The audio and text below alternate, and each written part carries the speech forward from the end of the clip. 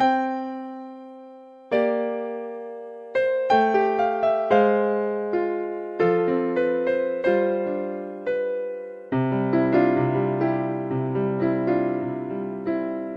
will do amazing things with the choice each new day brings.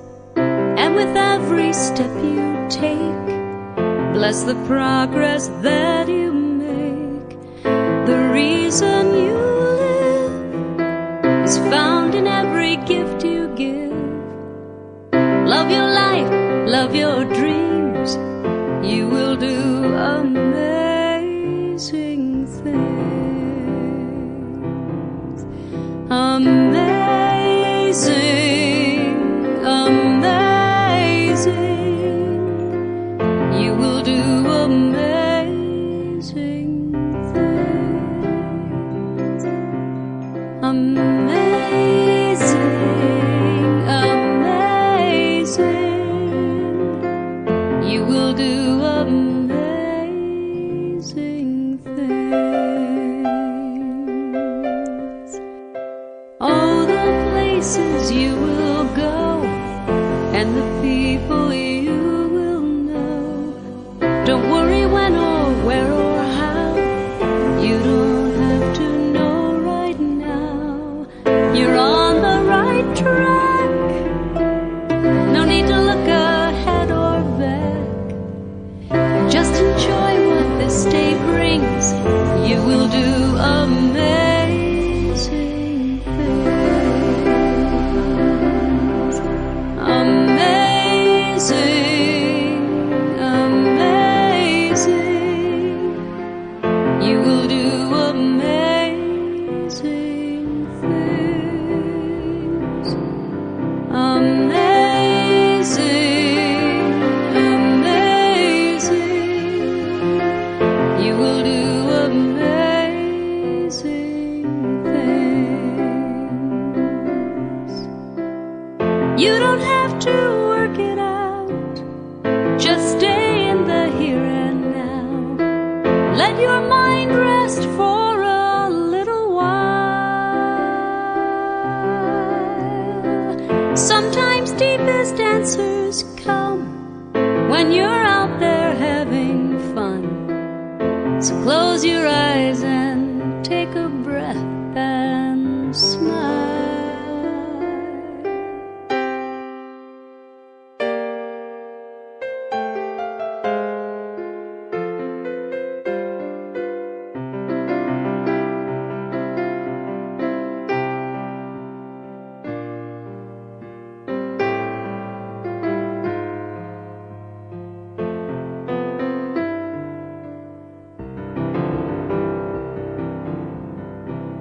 You don't have to work it out. Just stay in the here and now. Let your mind rest for a little while. Sometimes deepest answers come when you're out there having fun.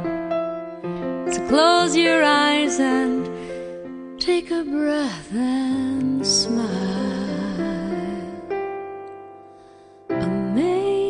Amazing, amazing. You will do amazing things. Amazing, amazing. You will do amazing things.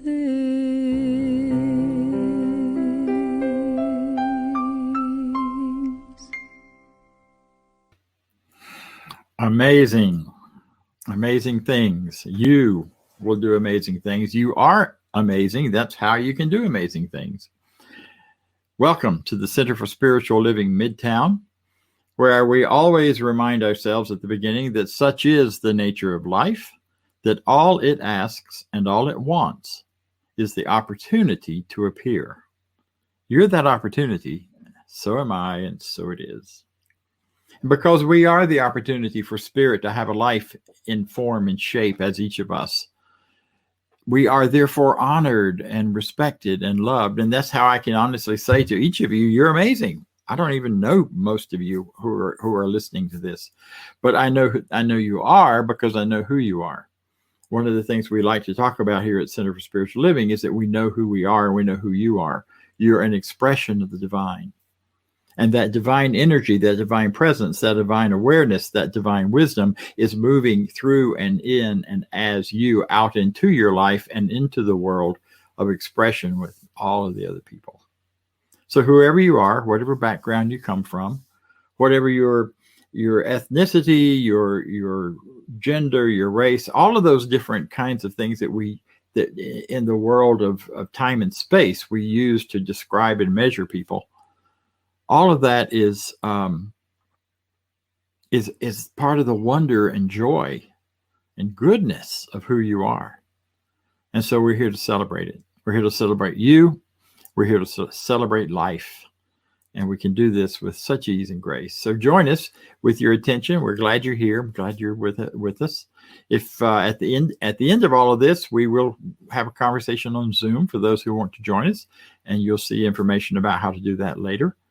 But right now, let us talk a little more about who we are and what we believe. Our founder, the founder of the Science of Mind, the founder of this teaching, Reverend Dr. Ernest Holmes, did indeed write about what do we believe. And we use that, a part of that writing, to read every week and to have a conversation with each other about, does this really fit? And does this make sense through the week and as we think about this ourselves? So join me in the Declaration of Principles. I believe in one God, one absolute power and first cause to all things. I believe that this power is perfect love, and it creates out of a desire to express love. I believe all thought is creative, and how I choose to think creates my personal experience. I believe in the unity of all life and the immortality of the individual soul forever unfolding.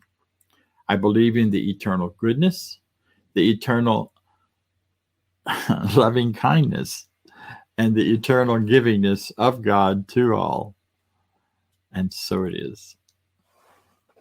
And so now we're going to hear a little more about the truth as we understand it and know it. And that will come to you from one of our wonderful practitioners. A practitioner is someone who has studied the science of mind. It is someone who has a license in it because they've proven their ability to use our teaching to change their lives and to help other people do the same. And so now I bring you, without any further introduction, he is his own introduction, Lee Huffman. Good morning. Thank you, Bob. Thank you. Yeah, this is a great day. It's a beautiful day out here in Georgia. So I want to remind people about the adult study group, because I'm going to be reading today from the book that we're studying in the adult study group. And it's a daily reading, which is fantastic. And then on Sundays at 10 o'clock, it's on the website, and I think Vance will be talking about it later. There's a talk, as Bob mentioned, and it's going to be fantastic. It is every week. And there's practitioners there to help lead it and to help answer questions. And actually, everybody contributes to it. So the reading today is from 365 Science of Mind, A Year of Daily Wisdom by Ernest Holmes. And I'm going to read the 23rd of January. A certain future awaits me. The scripture is, let us hold fast to the profession of our faith without wavering, for he is faithful that promised. Hebrews 10:25. We are not enough at home in the universe. We are afraid of it, afraid to live. If the time ever comes to you and to me when we see God in everything and in everybody, we will never be alone or lonely. Every experience will but more vividly reveal the warmth and the color and the beauty and the responsiveness of the universe in which we live. Its entire nature is given to us. We are on the verge of a vast possibility. The individual or nation, which without vision must perish until a vision is reborn. What is our vision going to be in the midst of the confusion, the doubt, the uncertainty? It is either going to fall before the confusion and be destroyed, or something transcendent within us is going to rise and look to a certain future, to an eternal reality, to a God principle, to an infinite presence responding to us according to our acceptance. There is no individual good. Good belongs to everyone. Good fulfills itself only as it multiplies itself. Therefore, there is no good that can belong to you or to me alone. No final peace to us, only as individuals. The watchword is not exclusion, but inclusion. And the more good we release, the more we experience. I am part of one tremendous whole, whose nature is of God. It is in this divine nature, this inevitable union, that I consciously walk and talk with the infinite until it becomes dynamic and real to me. I am thankful for every opportunity to let God's life be expressed through me. So reading out of the textbook, or out of this devotional that we read every morning. And it's that easy to read that in the morning and let it help us throughout the day. And I follow this with a more detailed treatment. And some of you are new because we're going out on a lot of different platforms here now. And I want to explain what a treatment is. I guess simply put, a treatment is an affirmative prayer. It's a statement of what we agree to God with, and we speak it in our own person, so in the first person. And so I want to share one with you, and if you would, just know this with me and take any part of it that fits with you on yourself and release any part that doesn't. So just relax, sit back in your chair if you want, and take things off your lap and open up to whatever the universe has to say to you. And know this with me, if you will. There is one God, one creator of all things, one source of all things. This creator creates everything through all that it has created, including me. Today I draw nearer to God. Nothing can come between me and God. Separation is an illusion. Nothing can separate me from God except my buying into this illusion. Today I recognize that I am one with God. Today I know that my future is the future that God intends for me. Today nothing stands in the way of my drawing closer to God because we are one. From this day forward, I will feel the enveloping love of God. I know these words to be true, so I release them into the universe. And it will all be done.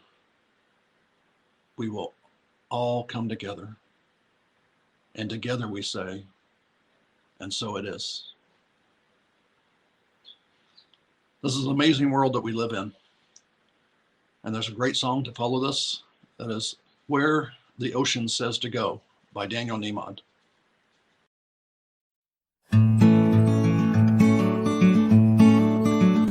So much pushing and pulling, so much fighting and straining, so much laboring against waves and wind.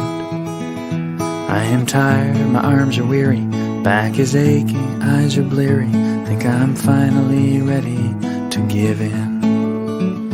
I have struggled, I have cried, I've screamed inside about the kind of life I've tried to lead. Well, right now I think it's time, for the very first time, to lay down my body and mind and just be.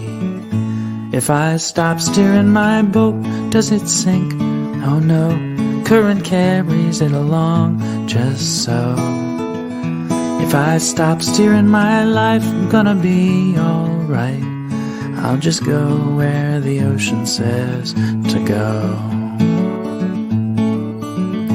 Down the block or to the moon, round the world or just to my room. I can't say where I'm supposed to end up. I've resisted for so long, as if I could do no wrong, and it's never been quite good enough. It's a funny thing, I guess, a prideful human saying yes without knowing what I'm agreeing to. But there's a simple fact I find, the decision's never been mine. All I'll ever do is what I'm meant to do. If I stop steering my boat, does it sink? Oh no, current carries it along just so. If I stop steering my life, I'm gonna be alright. I'll just go where the ocean says to go.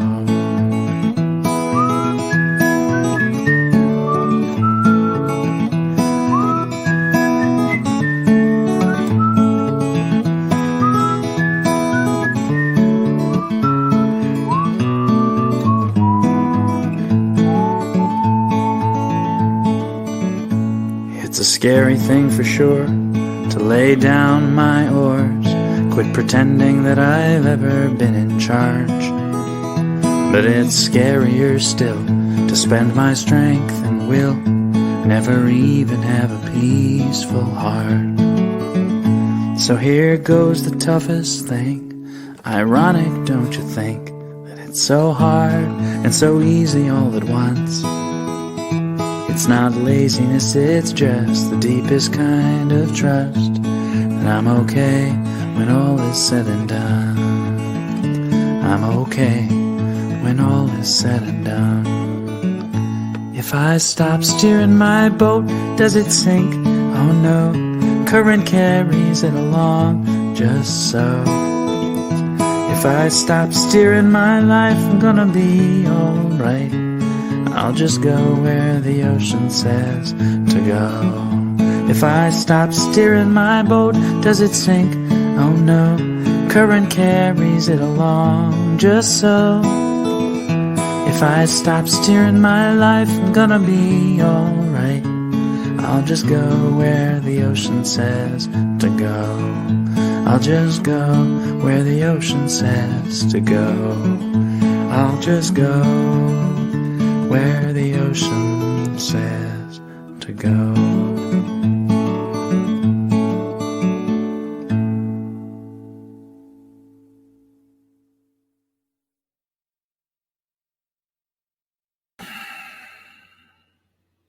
I'll just go where the ocean says to go. That may feel a little scary to some of us because it doesn't sound like we are in charge. And yet, we are, in our own ways and in our own truth and in our own reality. One of the things that I've been thinking a lot about this week, our title today is Looking Ahead. Last week, we looked at where we are right now, what we're doing, and Reverend Cynthia McCarthy did that talk and did a beautiful job. So today we're looking ahead, and next week we're going to look up. So that will be interesting too. But in looking ahead, I'm aware that we turned some really big corners this week in this country, in these United States. We had a smooth transfer of power from one government management group to another, and for many people, there was great rejoicing and great joy and great love and excitement and an idea of goodness. And for every 10 people feeling that way, there were probably 8 who were feeling lost, disappointed, hurt, wondering how their good, their idea of good, and their idea of life going forward and looking ahead was going to have a chance to unfold. So wherever you are in that, whichever side of that, whether it's a joyful time now for you or a not so joyful time right now for you, we're all looking ahead in the same direction with the same ideas and goals of having a life of joy and freedom and excitement, a life we can feel good about and comfortable in. Many of you have been dealing with COVID. Many of us who haven't had COVID have dealt with being isolated and alone and not having a lot of connections with people. So for many people, this idea of COVID is a very personal and painful thing. And for others, it's simply we hear it's something we've heard about on the news and may not know many people personally involved in it. And whichever place you're coming from, wherever you're standing in that, when we look forward, we look for wisdom. This is the month we're talking about ancient wisdom. So we dig into what's the forward look. What is it we have to look forward to? What can we expect? And a greater question is, what is the very nature of looking ahead? And for me, that I keep thinking about my teacher, Dr. Kennedy Schultz. I say my teacher. He was many people's teacher, but he was one I really connected with in getting into this teaching. And he would say quite often, the first law of life is the law of growth. I'd like to take credit for thinking of that myself, but I didn't. But, and even he, I'm not sure, came up with it exactly, except it grew out of a grand and good idea we've had for a long time in this whole evolution of consciousness that we're living in, where the first law of life, the most important part of life itself, is about growth. And that's true whether it's individual, whether it's in the physics of the universe itself, where things are expanding and continue to expand, where the space between molecules gets wider and wider all the time. Therefore, the energy increases more and more to hold it all together. Over 100 years ago, our teacher Ernest Holmes said, the spiral of life is upward. Evolution carries us forward, not backwards. Eternal and progressive expansion is its law. Eternal and progressive expansion is its law. And there are no breaks in this continuity. So the law of life is a law of growth, which is a growth by expansion, by spiraling into greater and greater experiences and expressions, regardless of where you're starting from, whether you're in a place of pain or joy, whether you're in a place of healing from an illness or anticipating or fear about getting an illness.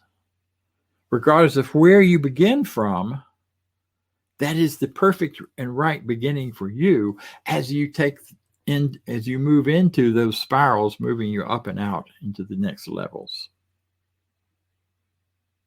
We live in worlds of consciousness, swirls and whirls of consciousness. We live in a world of consciousness where there is a deep feeling and belief that whatever is happening out there is happening to us. It's done to me. And that's one world. That's what we call the first world.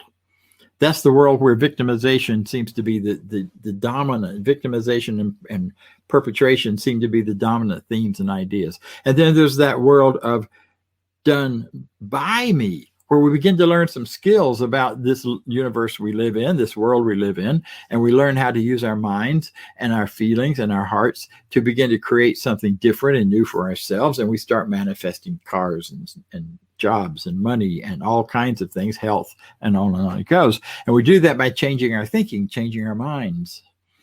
And then we begin to move into a place where it's done through us, where we have a sense that it's not really me doing this. and that maybe the guidance of the ocean is enough and is the right thing, because there's something bigger at work here. I'm part of a larger connection, and then I feel that connection with other people. And so my consciousness sees and knows that. And then there's another whole world of just being, where I'm as God, as life, where I get really clear that when I am thinking, I'm thinking with the thoughts of God. When I'm feeling, it is the feeling of spirit moving through me. When I'm doing anything, I'm doing the work of the infinite. Jesus said it, the Father within me doeth the work. So there's that whole, all of those different worlds of consciousness, and we grow, we spiral, we evolve in each of them. We evolve in that done to me by moving out of always feeling like it's done to me and moving more toward an idea that maybe some of those things are done for me. I can look back at some of the hardest experiences I've had as an adult or as a child or wherever, and I can see where, while it felt at the time like it was done to me and it was horrible and it was difficult, ultimately in the final analysis of where I am and who I am today and who I'm becoming, it was done for me to grow, for me to know better, for me to move out of that world of space and place. So if you feel in any way a victimization by the government, if you feel the government has been the cause of the done to you, I invite you to take a look and see what it might be doing for you instead. And that's another whole talk. I'm not going any further with that right now. Because what I want to do then is say, in each of those worlds we need to grow. So how do we grow? What does growth even look like for us or for life or for anyone? And I love the analogy always of the plant. And you see one behind me here. And the idea that a good way to look at what growth means for each of us is to look at that idea of what happens when we grow a plant. And I know it's been said and talked about and said, but I'm going to do it again. Maybe it'll be from a little different idea. First thing you got to do with the plant is, and when you're planting something, you want it to grow, you got to decide what you want it to be. What is the plant? Who are you? What are you? What kind of seed are you? And what is the seed in you that you want to see grow even more? Because that's the only way we grow, or the only way we go forward, is by growing what's in us already and building on it. We can't build on a vacuum. We build on what's already there. The old story of the house built upon the sand just goes away, but the house built upon a rock stays. So you are the rock, and you are the seed, and you are the thing. So who is it you want to be? What is it? What are the things within you want to see grow and come forward and come forth? And you do that by really looking at ourselves. Taking the time to listen within and figure out what's important to you, what matters. Not what somebody else said should matter, not what you think if you're in a certain job or a certain role or doing a certain thing should matter and should be important. But what really is matter, what does really matter to you, what's really important to you. Because that's where that identity of the seed comes from. If you really want to be a full-blown, blooming, gorgeous rose bush, you don't plant cabbages. If you want to be a cabbage, nothing wrong with cabbage, I happen to like it, then you plant cabbage. If you want to be a person of love and caring and kindness and greater love, then plant seeds of love. Find ways to love what you already have and who you already are and what you're doing right now. Figure out what those seeds are that are present that you do love, instead of looking at what you don't love all the time. You want to grow into a full-blown, not loving expression, then look all the time at what you don't love. So decide what the seed is you want to be. Settle into it. Let yourself really feel and know that. Sometimes that takes a while. And sometimes you already know it just by listening to my voice. You know where you want to go in the future. You know what the look and looking ahead would you'd like for it to be, and that pulls you in that direction. Well, then you get to decide which way do you want to grow. See, we're all growing. We're always going to grow. That's the given spiral of life, evolution. You don't have a choice about that. But what you do have a choice about is, do I want to grow towards the light, towards the sun, towards greater energy, greater power, greater goodness, or am I growing towards apathy and that whole atrophy? You know that word? That atrophy, which is like slowly dying. We can grow towards atrophy. We can grow into death, because death isn't the end. Death is just a transformation into something else. So you're still growing as you move, even if you're choosing toward that. If you're feeling so sad and discouraged and upset that that's the only thing you can imagine for yourself, it's less and less and less. We have a lot of messages in this culture about age and being at a certain point where, okay, now it's time to start atrophying. Now it's time to start slowing down, not thinking as well. Now it's time to give up on those adventurous life ideas you used to have. Fortunately, we have a whole generation now of people who are pretty much ignoring that and traveling all over the world and enjoying the excitement and energy of new things and new careers and new things to learn, and all of this thanks to the internet and thanks to all of the ways that we have now of learning. No one has to atrophy. But you choose. You get to choose, and it's okay either way. But I will tell you, it's a lot easier to grow toward the sun than to try to grow away from it. It takes a lot of energy to atrophy, far more energy than it does to grow and to grow towards the sun. So then what do you have to provide to support that growth if you're choosing to go towards the sun? Well, first you got to have, you got to have food, you got to have water, you need good soil to grow in, and you need a lot of sunshine. So good soil, community support. What is the soil of your current life situation? Are there people around you who are there to hold you and nurture you in your growth? Or are you surrounded by people who don't support your growth? I know when I was growing up, I used to get a lot from my family and some of my friends, some of the people around me, that you're just being too uppity. That's a good Southern word for those of you who are listening from other parts of the country, because you can get too uppity. It means you may not be the person we want you to be to fit well into our family. If you're too smart, or if you're too this or too that. And the point of that is, I was not really too well nurtured in that growing early thing. So what did I do? I did have enough to know that it didn't have to be this way. So the day I got out of high school, I left town. Zoop, I was off. Wonderful people I left behind, not making any of them wrong. They were living their lives according to what they knew. But that wasn't fertile soil for me. Fertile soil for me was to go to a Christian college, or to a college that had a spiritual focus, and really sink myself into what it means to live a spiritual life and learn concepts and ideas. That's where I got fed. And we all get fed by filling our minds with great ideas, great thoughts, great potential for what we can and want to become. You know? It's that expression, that unfolding that matters. And we do it by learning a better idea. I will never forget when first time I ever heard, and I was far into my adulthood, that it really is okay to change your mind. I went, what?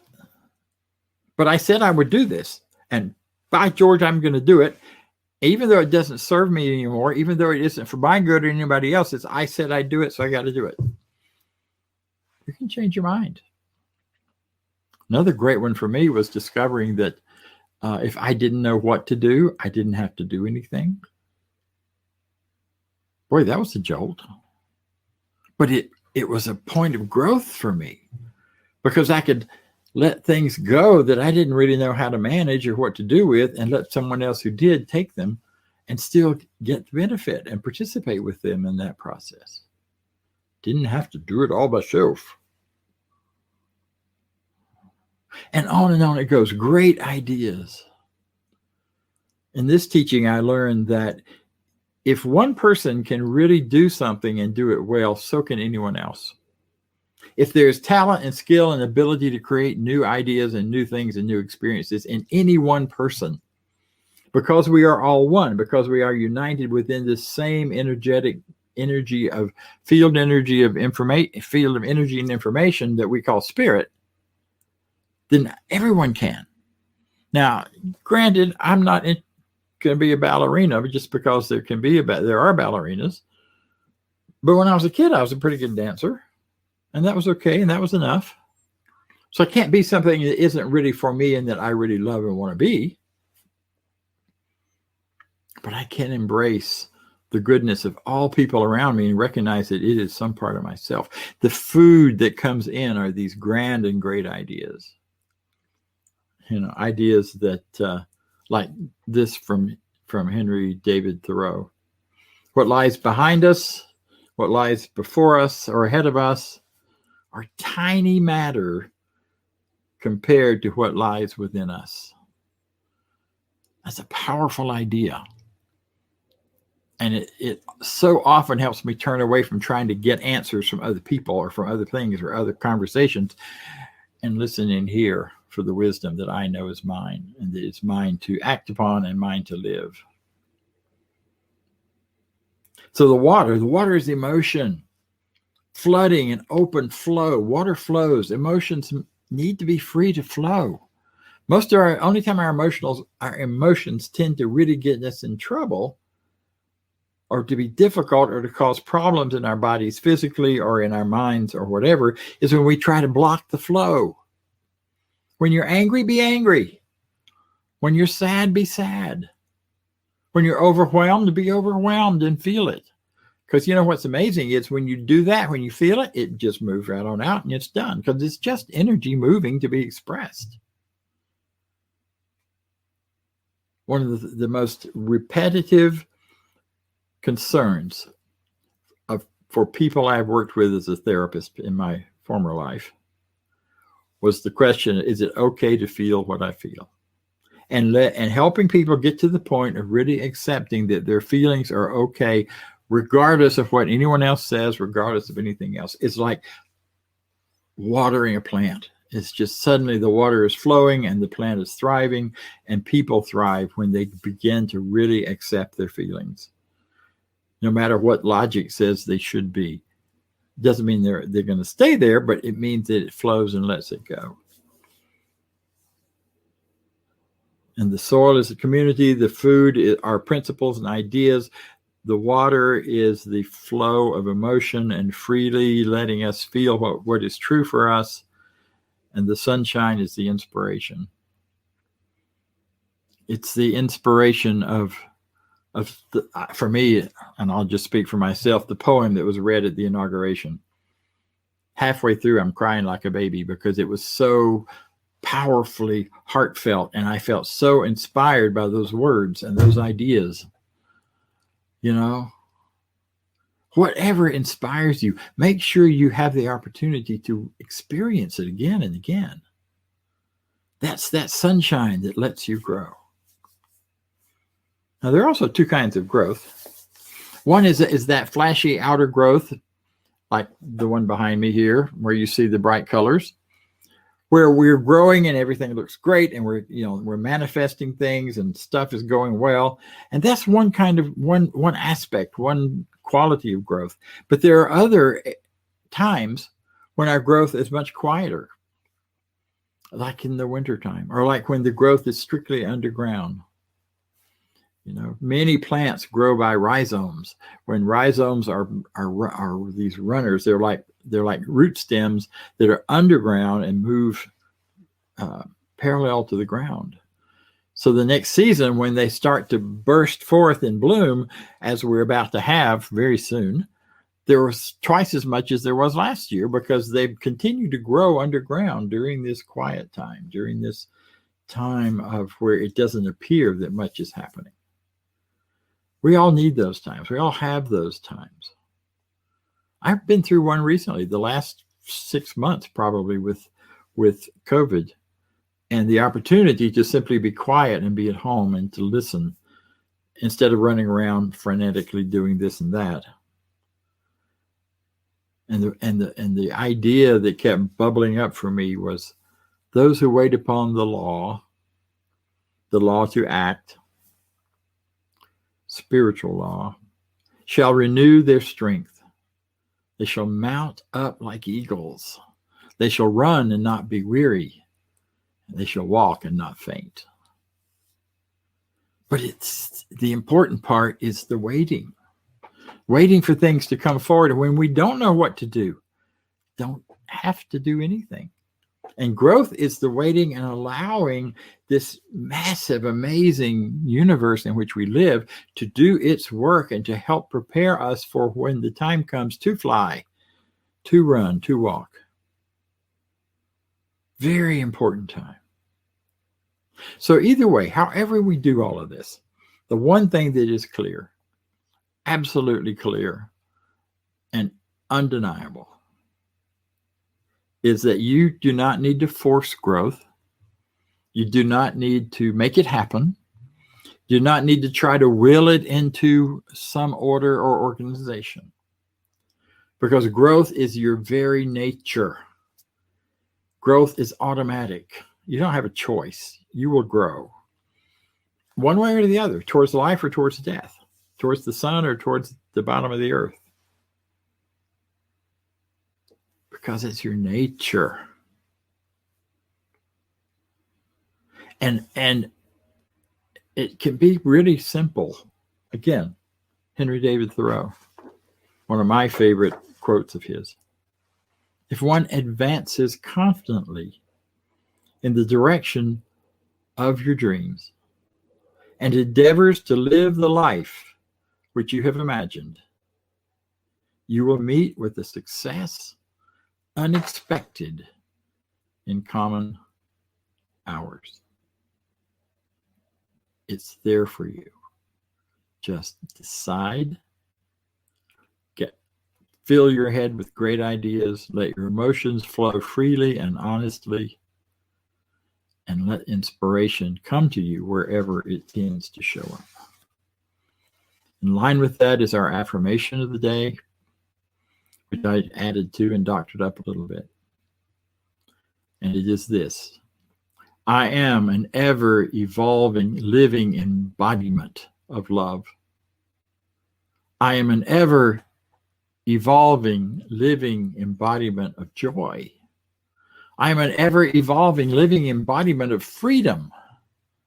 I am an ever-evolving, living embodiment of whatever you put behind that, because that will be that towards which you are advancing.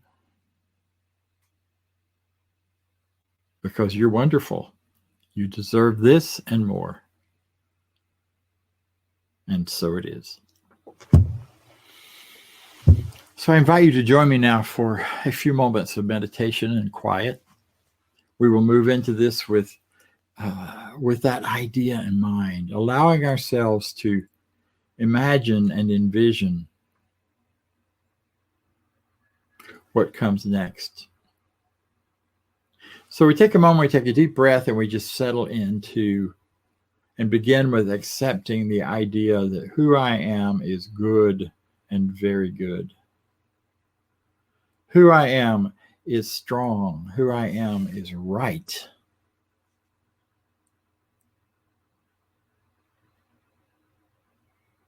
And who I am is this being that lives immersed in the power of one spirit, one life, one light. It surrounds me. It fills me. It is all that I am. And it celebrates me and my ideas for creating life, for growing in the direction from which I am planted and towards which I am going.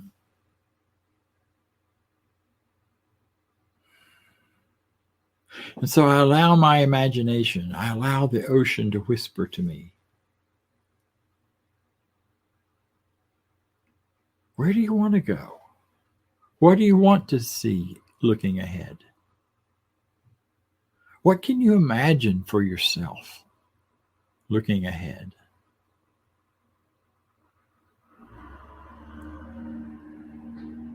And in this moment, letting that imagination be the power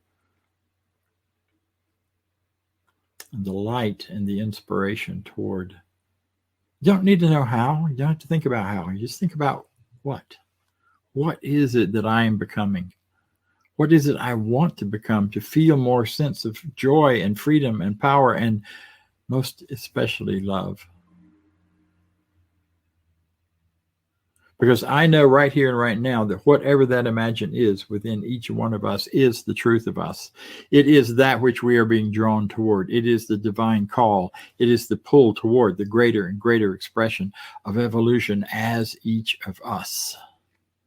And so I surrender to that evolution. I surrender and say yes to that towards which I am seeing, feeling, and calling. And being called. And I trust that what I envision in that future is reaching out and pulling me toward it with all of the power of the universe behind it. This is the truth for me. I'm very grateful for it. I'm grateful to be here. In this gratitude, I release this treatment now. I let it be so. And so it is. And now we'll hear from Vance Blue, who will tell us about our prosperity celebration and some announcements. Vance? All right. Thanks, Dr. Bob. That was an awesome talk. Thank you. So we're coming together here every Sunday, listening to great messages, getting to participate in this community and do some wonderful things. And being on the board, we've got a great board doing awesome things. You may have noticed some changes this morning with the way our presentation is. It's a little different. We're expanding, growing, and developing that. So I welcome you to do that. You'll see us on Facebook. We're broadcasting the Zoom, or in Zoom, we're broadcasting the YouTube channel link. So you'll see that in the newsletter coming up and on the website, that direct link to the YouTube channel as well. So I'd like to share the affirmation prosperity with you. You can read that along with me. And here it is. I live in a universe of abundance. As I freely and joyfully give, I join in the divine flow. And all that I share with life returns to me multiplied abundantly. And so it is. And there's several ways to donate. You can donate online at cslmidtown.org/donate.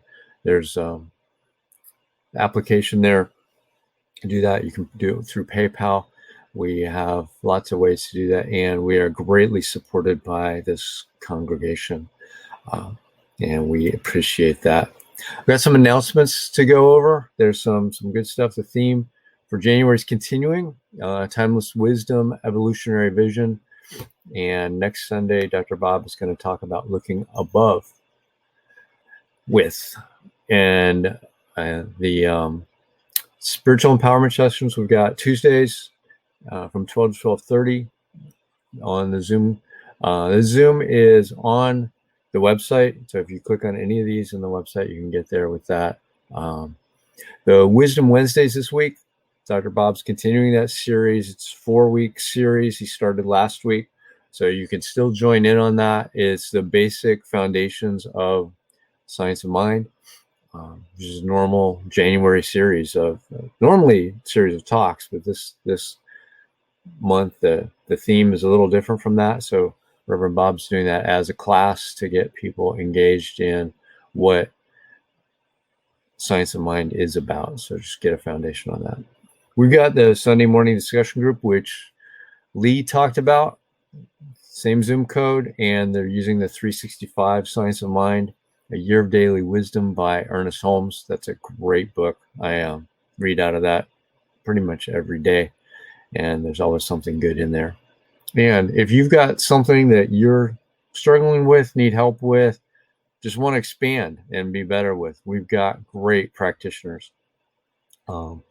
And there is a prayer request on the website, cslmidtown.org/treatment-prayer request. Their contact information is there as well. So if you've got an individual practitioner that you want to work with, they are there. And that's it for the announcements. I'm going to turn it back to Dr. Bob. Okay, so I would like to bring us to a close with our affirmation of life. However, before I do, I would like to remind you that we are going to be continuing a bit of conversation on Zoom as soon as this call is over. So if you're watching us on Facebook or YouTube or some other place that we don't know about yet, please feel free to go to our website, cslmidtown.org. Click on the link to Zoom, and it will bring you into that meeting to have a bit of conversation and hello and connect with people of like mind and like ways of thinking. So please be sure to join us right after this for that time together. So here is our closing affirmation. The affirmation of life. I leave this place now knowing something better than I knew before. I go forth into the world with a heart full of love and a mind full of good sense. I look at the world in a greater way, knowing that I have within me everything I need to create the life I desire. I give thanks for this understanding, and I am grateful for the spirit of life that lives through me. And so it is. Thank you for being with us today.